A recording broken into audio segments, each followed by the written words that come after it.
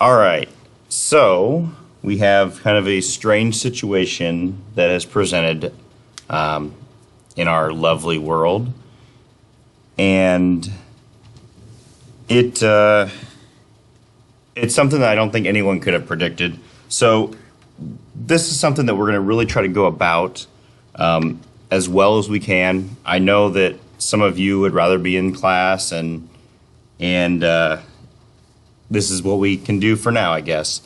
So some things that I'll address right away are Google Groups.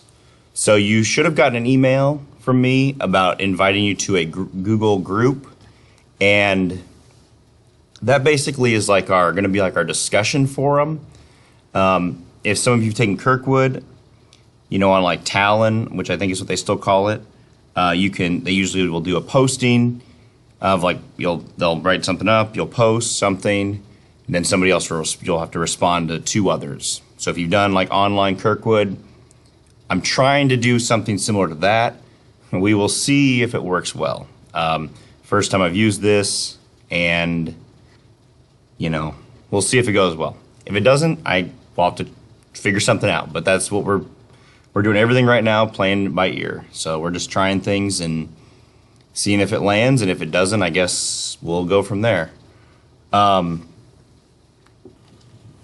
Okay, sorry, I had to pause this, and there was an email that needed to be sent out, so I don't really quite remember where I was at, but a couple things. The Google Group stuff, I've been getting some emails about it's kind of confusing to use. I will post a video for everyone to kind of try to show a little bit how to go about it. It might be kind of confusing. I've never used it before, so this is new to me also. So we're just trying to go about this in the best way possible. If I find a better way and it's not working for everyone, I will try to find something to how to do it on Classroom, some sort of a blog type form. But number one thing is check Classroom every day. I will try to post some announcement. Most of our assignments, if we do like a question thing, it'll be probably like if I do that today. So today's thing will be, you know, you take the notes, we answer the questions, you reply. That'll be more of a 2-day type lesson. So say that this is today. So this is your assignment for today and tomorrow. Okay. The 19th, Thursday, I will have another thing up. Okay. And if you can't get that stuff done, say you're just getting like overwhelmed with everything that's going on, because this is a very overwhelming situation, email me, we can figure something out. I feel like I'm pretty easy to work with. I think in this situation we have to be very flexible, because this is something that, like I've said probably 1,000 times to everyone, we have never seen a situation like this happen. I mean, the closest thing that I can think to the kind of global panic or kind of things that are going on right now would be, you know, kind of World War II, Cold War era. And if you think even back further, as far as like a disease type thing, it'd be like the Spanish flu in the early 1900s. These are things that don't happen very often, so no one is used to this. So please don't try to get overwhelmed. Try to take your time to yourself a little bit and try to stay sane. That's my deal. I'm trying to stay sane. I'm trying to stay sane at home. It's crazy because you have 2 dogs that are just idiots sometimes, and you get cooped up. So take a drive. That's what I do. All right, so we're going to start. So stereotypes, prejudice, and discrimination. All the big three, the great big three here. So stereotypes are the tendency to attribute personality characteristics to people on the basis of their external appearance or their social group. So stereotyping people is, they always say that, you know, stereotypes come from somewhere. Well, all right, that's great. But, you know, stereotypes are this thing that basically if you see someone, you're judging a book by its cover pretty much, okay? Or you're judging someone for the people that they hang around with. So I'm sure everyone in the world has stereotypes. Like, that's not something that, we're humans, we're imperfect, right? So we do this pretty consistently. Now, understanding that some stereotypes are hazardous to our thinking or society's thinking is pretty important, because that's very true. All right. Now, prejudice is this negative feeling about these people because of their appearance or group memberships. Okay.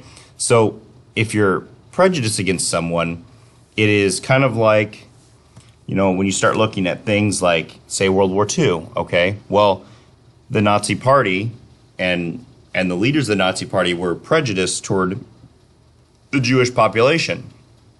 Excuse me. And this is something we see a significant amount, like the KKK.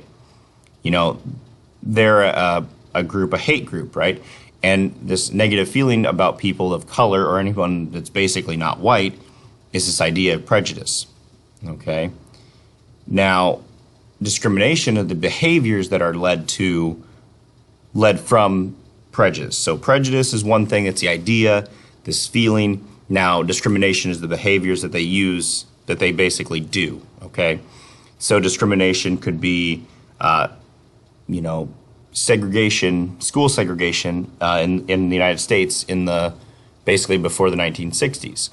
So the idea that, black people and white people couldn't go to school together, all right? And this happened literally everywhere in the country, and until Brown versus the Board of Education, they didn't allow black people and white people to go to the same school or use the same drinking fountain or play sports together or do anything together. There was separation in everything. So like Jackie Robinson in the 1940s, when he was playing for the Brooklyn Dodgers, when they went on the road, he wasn't able to sleep in hotels with the team. He had to sleep either in basically a closet that's like a service closet, but he had to go from not in the main entrance. He had to go behind back of the hotel and go in where the janitors and all these service workers would go. And he had to sleep there, or he had to sleep in the bus, or he had to do these things that, seem like now when we think about it, it's just so ridiculous. But these are the ways that people had to live. And, one of the things that generally people couldn't do is taking all this abuse from discrimination and just basically continue their life and continue doing what they're doing. The reason that, they picked Jackie Robinson is because they knew that he had a cool enough head to basically not react to what was going on around him. I mean, there were people, every stadium he went to, people called it were yelling the N-word at him. He had players that were trying to hurt him. I mean, other players. These are things that discrimination we don't think about now, because in a society where we're fairly open about most things, I would say, even people that aren't open are more open than 1960s people, because it's just a society that's ever changing, and that's a society that had tons and tons of turbulence in it. Okay, so we're gonna move on. So basically, when we're stereotyping, we're talking about this social psychology. This physically attractive people are seen as more dominant, warmer, kind of inviting people, mentally healthy, which this really isn't true, because we all, ugly or attractive, everyone can have mental health issues. It doesn't mean you're intelligent. It doesn't mean that you're, socially inept or, socially skilled. These things are just, people are people, and everyone's different. Now, the idea that someone is maybe more confident, and that's where the socially skilled can come into play. Now, confidence can also help with your mental health and seeming more inviting and all these things, which the confidence comes into intelligence occasionally, right? People might be intelligent, but they don't show it because they're not confident, okay? So now what's crazy is they're given better grades on essay assignments. This is something that you see a lot with colleges, where they won't have, I had a professor that he would have these blue books with their small essay booklets, and you put your name on the front. Well, what he'd do is he'd have all of us flip the page and then just have it open and then turn it in. So he never saw a name. He was very unbiased in that situation. It was just the writing that he judged, no one else. So successful job interviews are something that people are kind of stereotypically more attractive people are better at because of, a lot of ways. I think this is the confidence aspect. People that aren't confident aren't going to speak well, and they aren't going to have this ability to have a great job interview sometimes, right? And then lighter court sentences, which is kind of a crazy one to me, but stereotyping affects that drastically, right? If somebody looks like a criminal, quote unquote, they're probably going to be judged more significantly, right? If somebody doesn't look that way, they're going to have maybe a lighter sentence, which is kind of crazy. All right, so if prejudice is negative feeling, it's really common against people of different colors, different the races, religious groups, basically something that you're just unfamiliar with. And that's why when we start looking at, especially when we're talking in sociology, for those that were in there, we try to look at the people that we're unfamiliar with to learn about them, because if you learn about these people, you will be less likely to be prejudiced against them, or at least discriminate against them. It's one thing to have a negative feeling about somebody, but to act out and be discriminatory against someone there's a lot of distance between those two, right? If you're looking at it as like a ladder, prejudice is kind of lower on that ladder, but when we start getting up to discrimination, we start getting to where we're pretty negative and we're pretty we take these actions and it really hinders us as people and it hinders society as a whole and makes things just worse as a society. And you probably have seen that in the media or anything else you've seen with when you start looking at like the Middle East. People definitely think pretty negatively of the Middle East. Well, what if 1% of the people in the Middle East are bad, or of Muslim descent are bad, right? Why do we judge 99% or 100% of people on the 1%? Right? That's kind of my thing, is we shouldn't judge people because we don't know them, if we're unfamiliar with them. So this idea to reduce prejudice is just basically trying to interact with people of different cultural groups. Now, when you go to college, this is something that you're almost going to be forced to do because you're going to be in a new situation, or even if you go to a bigger city. I mean, there are people in Iowa City, you have a large population of people from all over the world, okay? And if you go to the University of Iowa or Iowa State or anywhere, you're going to have these different groups of people and you're going to interact with them, and you'll find out that they're no different than anybody else. That's kind of the way of the world. When you come from a rural society like we do, you don't see that. I mean, when you have, Riverside, which is 98% white, and Ainsworth, which is probably close in the 90s, we still have a higher Hispanic population down there. There really isn't this idea that we mix with other groups. Iowa's 90-something% white as a whole. We don't have a lot of diversity, but we do in these college towns, and you'll see it more when you get out of high school. So, excuse me, it's definitely, you're going to have positive, if you have positive interactions, like you imagine these positive interactions, it's going to lead to increased positive attitude. So if you imagine having a positive interaction with someone, and this is where staying positive will help you kind of relieve a little stress and anxiety, and the idea of being overwhelmed in these situations, it will increase these positive interactions in general and your attitude toward people, okay? For example, if I'm trying to be positive with a class, whatever class it is, I definitely think about, situations in which I can be positive and not negative, and ways you speak to people, because, if you say something about something negatively in a negative way instead of a positive way, it can really change how the interactions are with people, right? But like I said, yeah, produce anxiety in these different interactions.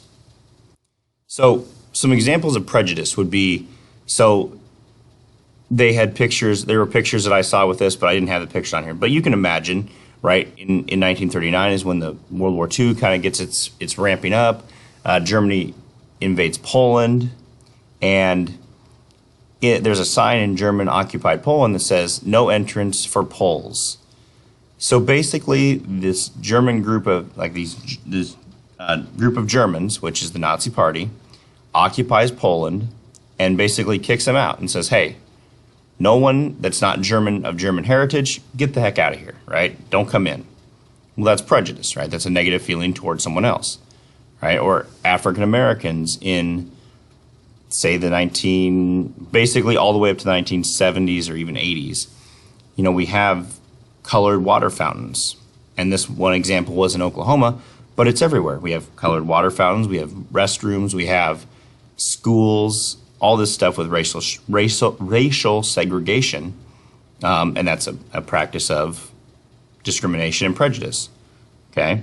Have you guys heard of the Westboro Baptist Church? Okay, that's something that's might not be around as much as it was maybe 5 to 10 years ago. But this is a group that was in Wichita, Kansas. And they're, in most people's opinion, it's a hate group.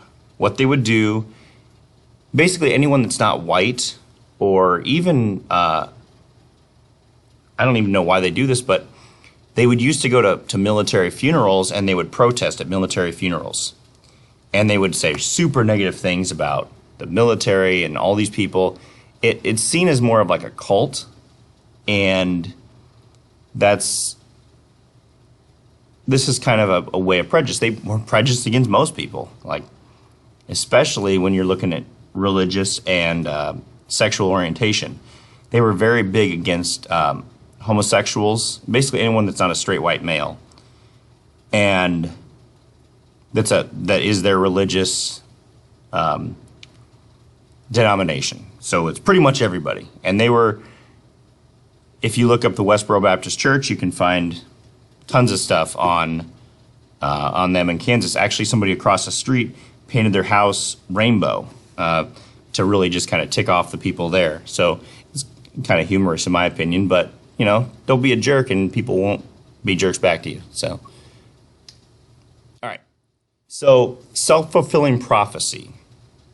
So this occurs, and I think it was Jenna that did a project on this in either the beginning of this psychology or in, I believe it was psychology. So it occurs when expectation about personality characteristics of others lead us to behave toward them in ways that make those beliefs come true. That's kind of a mouthful, right? So it's when we expect certain behaviors of others, we're likely to act in ways that make those expected certain behaviors more likely to occur. So I'll let you guys write that down, but I've got another thing that kind of maybe shows this a little bit better. And I'll explain. But it's basically if you expect something and you're like, I mean, the expectation is that that person will act in that way if you continue that expected behavior. If I expect someone to do poorly on a test and I basically allow that expectation to go on and I even say something about being, very negative about it, they're probably going to do poorly on a test, even if, they wouldn't if I was expecting them to keep, to have high expectations for them. So I think the next one, yeah. So here it is. So the self-fulfilling prophecy. So we have, all right. So our beliefs about ourselves, okay, can influence our actions towards others and impact our beliefs about us, which cause others' actions toward us, right? So there's this idea that it's all just a big cycle, right? Our beliefs affect actions, which affect others' beliefs, which then affect other actions. Okay, so that's where if you can have your beliefs can be positive, you will have a more positive impact. Now, if they're negative, you can have a big negative impact, and that will be something that cycles through. I mean, this is something that is very, very common when you start looking at sports. I know I bring a lot back to sports, but it's something that I can connect to a little bit easier. And if you look at this, like, you know, if you're negative when you're trying to teach someone something, it's really hard for them to do things correctly and break bad habits, because the negativity is something that is in their mind. I mean, it's a psychological thing. So, you know, I'll leave this here for a second, but what I want to kind of go about is I'm going to try to post a couple questions on Google Groups. Please let me know if you do not know how to get on there. Email me. I've got a couple emails waiting, it looks like, but I'm doing this video, so they can wait. But please, please, please communicate with me. I'm debating on putting for geography, since they don't have the greatest of skill with Google Classroom, I did put my phone number on there on Classroom. I'm debating on putting it for all my classes, but, you know, be mature about it. Don't be high schoolers, no offense. But if you have questions, email me, or we'll see if I put that on there. So thank you. Try to do your best in the situation we have. So.